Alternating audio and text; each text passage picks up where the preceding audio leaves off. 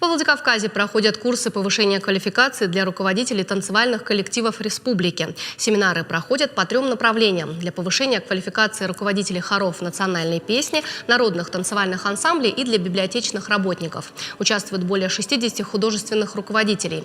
Ведущие хореографы республики знакомят их с особенностями постановки и истории национальных танцев.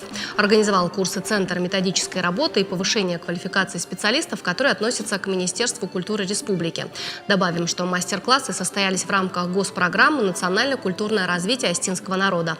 Их уже провели заслуженный артист республики Ахшар Зангиев, художественный руководитель ансамбля «Алан» Руслан Тидеев и главный балетмейстер ансамбля «Алан» Алан Макеев.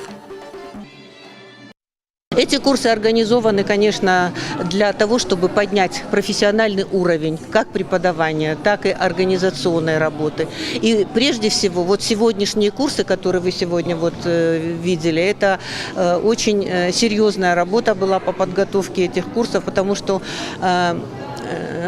очень давно не было возможности проводить эти курсы. И завтра ожидается уже курсы по библиотечному отделению, куда должны